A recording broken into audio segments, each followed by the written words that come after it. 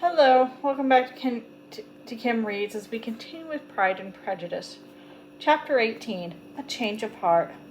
Elizabeth had agreed that Mr. Darcy would bring his sister to visit the very day after she reached Pemberley, but it was not to be.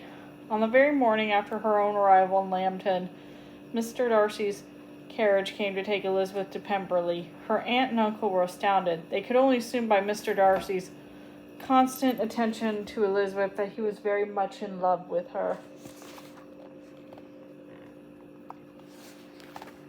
To the Gardiners, it was evident that while Elizabeth's feelings were unknown, Mr. Darcy was clearly smitten with her.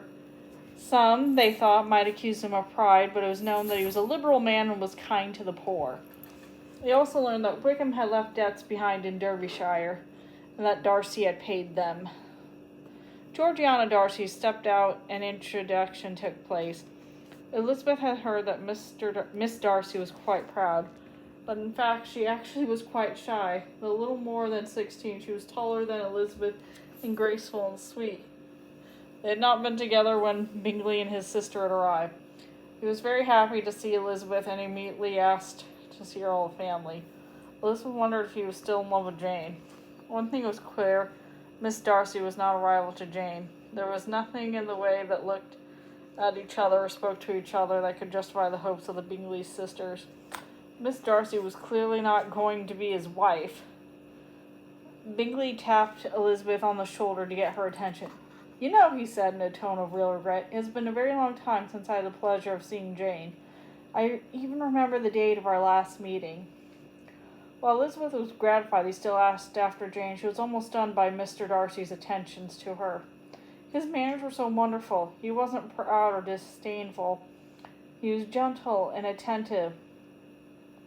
Never all the time she had seen him had he been so eager to please. She now realized she meant something to him. Could she still ever get him to propose to her again? Even as Elizabeth pondered this question, he was forced to deal with another. Since coming to Pemberley, she was convinced that Miss Bingley's dislike of her was due to jealousy. The latter never missed a chance to insult Elizabeth or the Bennet family. "Pray, Miss Eliza, haven't the militia left Meryton? There must be a great loss to your family," jabbed Miss Bingley. She would not dare mention Wickham's name in Darcy's presence, but her tone was unmistakable. As she spoke, Elizabeth noticed that Darcy and his sister seemed embarrassed. Had Miss Bingley known what pain she was giving her friends, or was she just interested in unsettling Elizabeth since she thought her to be Wickham's special friend? Elizabeth, out of regard for Miss Darcy's ill-fated romantic venture, refused to speak. Instead, she left shortly thereafter. Mr. Darcy went to help her in the carriage. As soon as she left, Miss Bingley began expressing her dislike of Elizabeth. Georgiana Darcy would not join in, so when Mr. Darcy returned, Miss Bingley again repeated her nasty comments. "I must confess I can never see any beauty in her," she said. "Her face is too thin, her complexion is not bright. She has a shrewish look." Of course, Miss Bingley had her heart set on winning Darcy for herself. Alas, she did not realize that insulting a rival was an unwise course. So she was devastated when he replied, "I consider her one of the most handsomest women I know." He then went away, and Miss Bingley was left with pain she had brought on herself. That night, Elizabeth could only think about Darcy. She was ashamed of ever disliking him. She knew she respected and cared about him.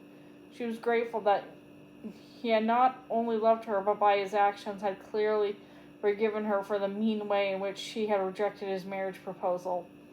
His wish for her to meet his sister was a great compliment. Perhaps all was not lost.